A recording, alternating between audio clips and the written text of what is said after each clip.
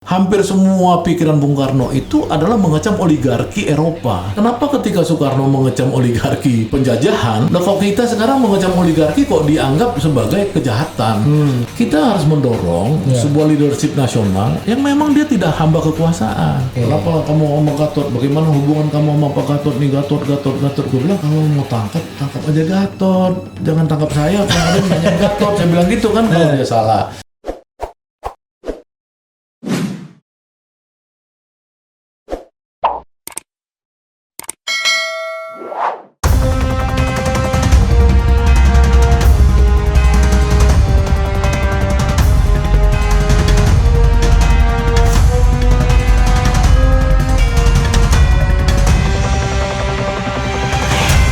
Assalamualaikum warahmatullahi wabarakatuh, sobat era sekalian. Jumpa lagi di channel yang keren ini, keren cadas ya. Jadi saya punya tamu yang sangat istimewa. Jadi ketika kemarin beliau bisa dilepaskan dari tahanan, bebas sebenarnya ya, tapi masih ada proses kasasi dari jaksa penuntut umum. Saya sudah menghubungi, rupanya hari ini saya ketemu dalam acara ulang tahun Koalisi Aksi Menyelamatkan Indonesia. Siapa lagi kalau bukan Syahganda Nainggolan. Assalamualaikum warahmatullahi wabarakatuh, Bang. Waalaikumsalam. Hai, semangat. Hai. RH semangat.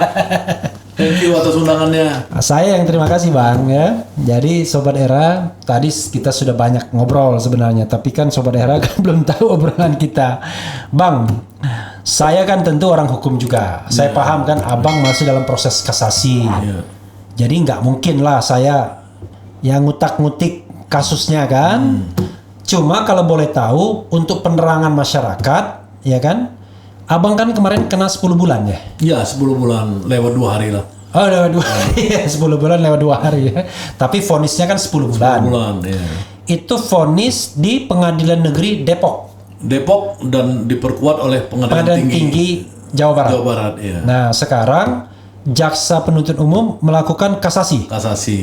Karena jaksa kasasi saya juga Abang kasasi juga. Ya. Maksudnya biar tidak bertahan ya. Ya karena kita juga ingin menunjukkan kita tidak salah. Oke. Sehingga kita tetap protes atas hukuman ini. itu. Ya. Jadi walaupun misalnya jaksa tidak kasasi, Abang tetap kasasi? Ya 50-50. 50-50 ya. Soalnya kan ya, orang bicara soal kegunaan juga ya. Kegunaan juga, iya. Karena sudah selesai masa tahanannya dan nggak bisa dibalikin lagi ya. Dan kalau kita di penjara itu kan kita selalu rugi, tidak ada untungnya kan. Iya. Yang penting bukan soal benar dan salah ya. Yang penting kalau bisa cepat keluar, lebih cepat lebih baik. Iya gitu.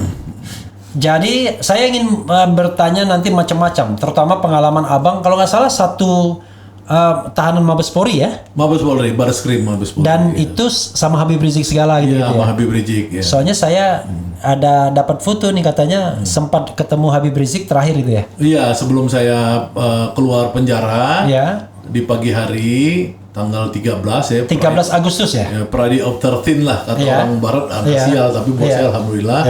Ya itu saya ketemu dengan beliau Imam Besar Habib Rizik jam 6 sampai jam 6 sampai 6:15 lah. Oh, 6 pagi? Iya, 6 pagi. Karena Abang keluarnya? Keluarnya dikeluarkan malam hari ke klinik, tapi tidak langsung dikeluarkan ke penjara, lepas penjara. Nah, saya di klinik nunggu pagi, nunggu petugas kepala penjaranya datang. Sebenarnya bukan penjara, rutan. Kalau penjara itu sudah inkrah dia. Betul, tapi orang Indonesia tahunya penjara. Penjara. Kemudian ketemu Habib Rizik ya atas permintaan saya mau pamit ya. Kemudian petugas penjaranya mendatangkan Habib Rizik, kita ngobrol. Sebelumnya belum pernah ketemu? Cuman sering karena kita ini kan beda blok ya. Dia di blok narkoba, saya di blok biasa umum. Karena ada restriction lah. Habib Rizik ini tidak dikasih ke tempat kami karena itu ada kami ya, Koalisi Aksi Menyelamatkan Indonesia. Oh, di situ satu blok semua Timur, ya. Anton Permana, kemudian ada juga Ustazah Kinkin di situ juga. Banyak orang-orang politik lain seperti Habib Rehan, kemudian Gus Nur ya, kemudian Ustadz Ali dari HTI. Beberapa lagi aktivis-aktivis yang ada di situ. Jadi kita dipisah oleh penjara ini Habib Rizik dibuat di blok narkoba. Oke. Nah, beberapa event ya seperti Isra Mi'raj ya. Baru ketemu. Ketemu, kemudian buka puasa bersama, ketemu, kemudian Habib Rizik pernah diundang oleh Irjen Napoleon Bonaparte yang juga penghuni penjara yang sama. Ya.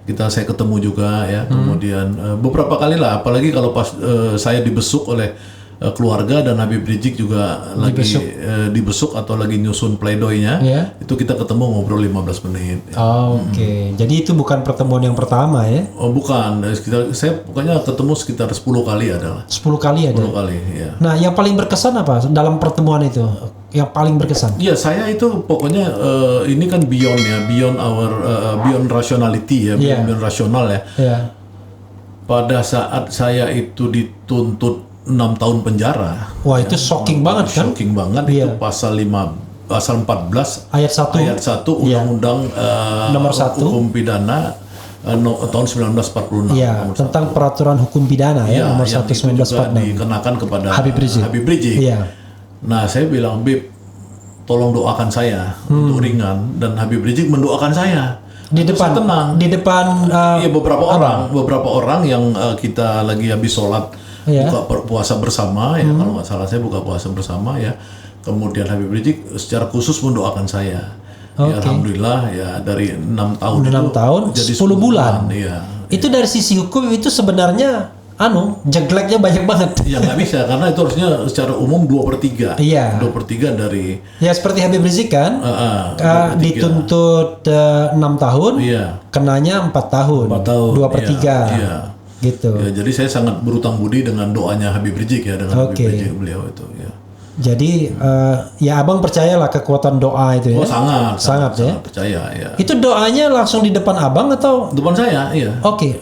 Sholat dulu atau langsung berdoa begitu aja? Habis sholat buka bersama, kemudian dia mendoakan saya. Oh jadi habis buka bersama, berarti habis sholat maghrib ya? Habis maghrib ya. Oke. Ya, itu kan saya pas lagi bulan puasa ininya. Di sidang untuk ininya, hukumannya itu. Oke. Dan tapi waktu itu sebenarnya kan kita menandatangani surat agar abang bisa dikeluarkan kalau nggak salah ya, pas lebaran atau apa gitu ya. Enggak ya, bukan itu ya. Oh ya, itu Jumhur ya. Jumhur sama Anton itu. Oh Jumhur sama Anton ya. Kalau saya memang karena sidangnya udah lebih awal ya, memang kita nunggu sidang selesai aja. Nunggu sidang selesai. Jadi waktu Idul Fitri abang tetap di tahanan. Iya, masih ditahanan, masih ditahanan. Kalau Jumhur kan waktu Idul Fitri dia sudah keluar. Iya. Karena masa tahanannya habis. Masa tahanan habis. Iya. Kalau sementara abang tunggu masa tahanan dalam pengertian vonis kan? Vonis ya. Karena mereka belum divonis soalnya. Belum divonis, belum. Iya. Saya udah divonis, sudah menjalankan vonis 10 bulan itu. Iya. Jadi kan abang dituntut dengan pasal 14 ayat 1 Undang-Undang nomor 1 1946. Iya. Itu nanti coba kita bacakan ya. Intinya gini, itu menyampaikan berita bohong. Iya. Yang mengakibatkan keonaran di dalam masyarakat. Iya. Nah, itu berdasarkan 5 Twitter saya. Iya. Ya, Twitter itu yang utamanya adalah menyerang pemerintah dalam konteks rencana undang-undang Omnibus Law Cipta Tenaga Kerja. Iya. Yang kedua itu terkait dengan kritikan saya tentang oligarki yang sangat berkuasa di Indonesia dan mengendalikan politik pilkada di Indonesia. Intinya 2 itu. Jadi dari 5 Twitter itu intinya 2 yang dipersoalkan. Tapi yang satu itu terkait dengan pidatonya Gatot Nurmantio di Kerawang yang saya setir bahwa Pak Gatot Nurmantio ini mengutuk RUU Omnibus Law itu. Ya, itu jadi pertanyaan dari penyidik di BAP saya di kepolisian, sejauh apa saya berhubungan dengan Gatot Nurmantio. Oke. Iya, jadi ini buat Sobat Era ya, kalau abang kan udah pasti hafal ya. Jadi pasal 14, jadi gini, undang-undang yang sering dikenakan kepada aktivis belakangan ini adalah memang Undang-Undang nomor 1 1946 tentang penyebaran berita bohong. Pasal 14 ayat 1, 14 ayat 2 dan pasal 15. Jadi kalau pasal 14 ayat 1 itu bunyinya begini. Ini untuk pemirsa Bang ya. Jadi biar mereka paham konteksnya dan ternyata yang dikenakan ke abang bukan yang dituduhkan, ya, tapi pasal yang berikutnya yang lebih ringan ancaman hukumannya. Divonis. Ya, divonisnya. Tuntutannya pasal 14. Iya, jadi waktu vonis kan di pasal 14 ayat 1. Enggak, tuntutan. Iya, tuntutan. Ya. Waktu tuntutan pasal 14 ayat 1 di sini dikatakan barang siapa dengan menyiarkan berita atau pemberitahuan bohong dengan sengaja menerbitkan keonaran di kalangan rakyat dihukum dengan hukuman penjara setinggi-tingginya 10 tahun. Iya. Nah, itulah sebabnya abang dituntut 6 tahun. Iya. Karena dianggap menyebarkan berita bohong yang menerbitkan keonaran dengan sengaja, ya. Artinya by intention. Lalu yang akhirnya dianggap terbukti adalah pasal 15. Tentu kan ada subsidiarnya, ya, itu. Atau alternatifnya, ya. Pasal 15, barang siapa menyiarkan kabar yang tidak pasti atau kabar yang berkelebihan atau yang tidak lengkap, sedangkan ia mengerti setidak-tidaknya patut dapat menduga bahwa kabar demikian akan atau mudah dapat menerbitkan keonaran di kalangan rakyat, dihukum dengan hukuman penjara setinggi-tingginya 2 tahun. Iya. Jadi pasal ini yang terbukti, ya. Iya, yang terbukti. Yang dianggap terbukti. Ya. Maksudnya versi hakim. Iya, ya. hakim. Iya. Kalau abang kan mengatakan ya abang tidak membuat apa-apa, ya kan, itu bagian dari hak berdemokrasi, kan. Iya, karena kan saya udah nyampaikan di eksepsi saya. Iya. Ya kan, bahwa saya ini sedang menjalankan perintah konstitusi. Iya. Ya, pasal 28 ayat 28E kalau nggak salah saya, Undang-Undang Dasar 1945 yang menyatakan bahwa warga negara itu punya hak untuk menyampaikan pendapat, ya, di muka umum. Itu saya lakukan gitu. Itu yang saya ketahui gitu. Oke. Ya, memang kalau mau jujur sih, saya sendiri sebagai orang hukum mengatakan undang-undang ini sudah tidak relevan lagi, karena kebetulan bang saya juga menjadi ahli Habib Rizik ketika dikenakan pasal ini. Iya. Jadi saya akan mengatakan bahwa pasal 14 ayat 1 itu tidak terbukti unsur-unsurnya. Pertama, menyiarkan berita atau pemberitahuan bohong. Jadi saya mengatakan ini harus bersifat menyiarkan. Kalau menyiarkan itu ya harus ada media penyiarannya. Yang kedua, dengan sengaja menerbitkan keonaran di kalangan rakyat. Artinya bukan potensial lagi. Maka saya bilang keonarannya yang mana? Unsurnya nggak penuhi. Tapi ya sudahlah. Ada soal dimensi yang lain, kan? Karena penting sekali. Ini kan gini, itu kan tahun 1946. Iya. Ketika orang tidak punya teknologi lain selain pamflet. Iya kan? Pamflet, surat kabar juga minim ya mungkin radio minim ya. Radio kan yang punya juga radio dulu kan cuma segelintir orang-orang kaya ya zaman dulu. Jadi sebenarnya pamflet paling banyak. Nah, pada tahun 2020 ketika saya ditangkap, itu dunia itu sudah didominasi oleh media sosial, ya Twitter, Facebook, ya kemudian Instagram apa segala. Gitu. Jadi sebenarnya konsepnya beda. Ini medsos yang saya sebut barusan ini bukan berita dia. Dia itu social interaction. Social interaction itu dia itu memang dikonstruksi untuk orang berinteraksi. Jadi saya bukan memberita, saya itu saling berinteraksi dengan orang. Jadi saya orang mengkritik saya kalau nggak suka, kan, saya mengkritik balik dan lain-lain. Dan tidak bisa dibilang propaganda satu arah itu, kan? Nggak bisa. Sama seperti kita membuat YouTube ini, kan? Orang nonton tapi bisa juga maki-maki kita. Iya, karena kan saya kalau nonton Google misalnya dapat berita dari Google, saya nggak suka misalkan si X nggak suka, saya langsung pencet di situ. Ya kan di Google itu saya bilang I don't like this artikel atau I don't like this name. Itu langsung hilang dari saya itu. Iya kan? Ya, zaman sekarang itu ada istilahnya report itu, kan? Iya, tapi dalam istilah terbaru itu namanya opt-in. Opt-in ini orang diberi kesempatan di zaman sekarang ini, tidak dikasih momok kamu harus baca ini, enggak. Kamu nggak suka kamu delete. Ya kan? Saya berita-berita yang orang-orang yang kayak pelacur misalkan ikut memaki-maki Habib Rizik misalkan. Buat saya kalau lihat wajah yang mirip pelacur itu, orang nggak punya kredibilitas secara agama dan secara politik, muncul sering-sering di Google News saya itu pasti saya langsung beritahu Google, I don't like this woman ya di sini gitu, this bitch. Nggak muncul lagi. Nggak muncul lagi gitu. Oke. Nah kan dunia baru. Jadi kalau kita misalkan di Luar Twitter, biasa, bang, saya aja nggak ngerti. itu sebenarnya dunia baru. Jadi kalau orang mengaitkan dengan dunia berita bohong tahun 1946 itu kasihan rakyat Indonesianya. Iya. Karena rakyat Indonesia ini dia harus menjadi rakyat yang masuk ke dunia digital kan. Iya. Sekarang Open ini. mind Open harus. mind. Iya, open society. Open society. Jadi sekarang keniscayaan baru dunia ini pasca Covid ya, orang semua beralih ke dunia digital. Iya. Nah, tiba-tiba kita menghina orang yang menggunakan Twitter dan YouTube. Iya. Ini sudah saya sampaikan kepada hakim ya Iya. sebagai bahan pertimbangan karena saya dosen di UMJ, Universitas Muhammadiyah Jakarta ya kan, kemudian saya doktor ya, saya interaksi dengan mahasiswa dengan dengan media sosial dan lain-lain. Ini mau dikerangkeng, ini kasihan rakyatnya gitu loh. Kasihan bangsa kita. Kita mau maju ke zaman yang lebih modern atau balik ke zaman batu gitu, zaman 1946. Kalau 46 kan wajar saja karena itu kan searah kan. Jadi kalau misalnya kita kasih pamflet, orang yang menerima pamflet kita nggak bisa protes karena tidak punya medianya kan? Iya, dan tingkat literasi masyarakat memang masih rendah. Iya, kalau bisa ini terhasut. Dan juga dia tidak punya klarifikasi apa-apa. Kalau sini kan mudah banget mengklarifikasi. Misalnya kita tidak setuju dengan berita ini, kita anggap ini berita bohong kan, kita tinggal searching aja betulkah itu berita bohong atau berita enggak kan? Iya.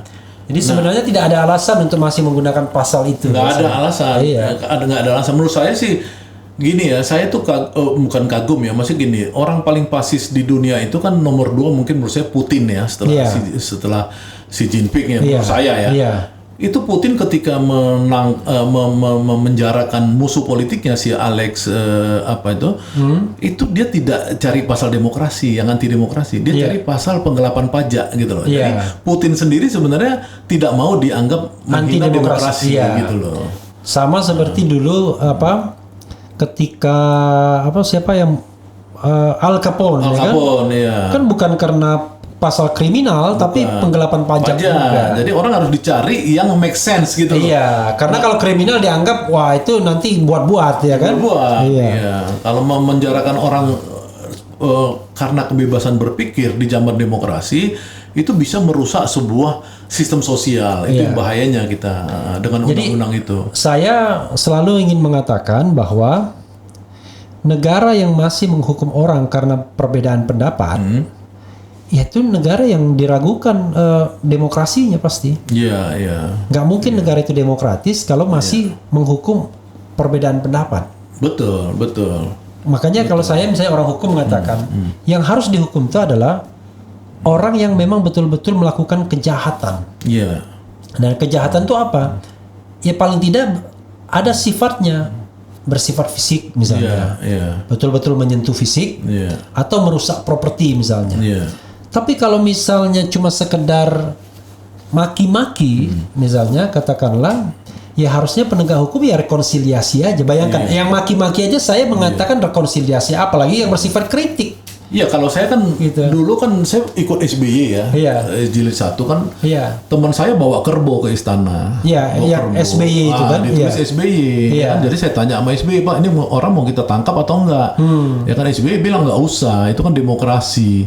Iya kan, padahal SBY sudah merasa terhina kan di asosiasi dengan kerbau kan. Nah itu kan walaupun dia bilang, siapa bilang SBY ini kan si Buya kata. Iya, tapi kan orang tahu S-nya besar, B-nya besar, G-nya besar. Banyak lagi sebenarnya yang dilakukan SBY. Memang menjaga demokrasi ini susah ya. Kita merebutnya, saya kan termasuk di penjara 1 kali di Laksus ya, Bakostranas dulu 1 kali. Tahun berapa itu? Waktu jadi aktivis di ITB? Aktivis ITB, 88 Januari saya di penjara 2 minggu ya. Kemudian tahun berikutnya di penjara karena saya minta Jumhur Hidayat waktu ditahan, saya minta dibebaskan, saya ditangkap lagi. Ya kan? Kemudian waktu itu memang zaman tidak ada demokrasi sama sekali ya. Wajar dalam tanda kutip gitu ya. Tanda kutip kita, tapi di zaman demokrasi sekarang kok masih ada gitu. Ini yang sebenarnya buat saya ya, tapi saya tidak mau mendahului keputusan atau mendegradasi keputusan hakim. Iya. Ya, karena hakim ya pada dasarnya saya hormati sebagai pemberi keputusan berdasarkan ketuhanan yang Maha Esa, karena itu sesuai undang-undang kehakiman yang saya mengapresiasi. Nah, tapi sebenarnya dalam konteks demokrasi ini kan, dengan demokrasi inilah kita sebenarnya yang disebut dengan persatuan nasional itu bisa terjadi. Bangsa kita harus bersatu. Iya.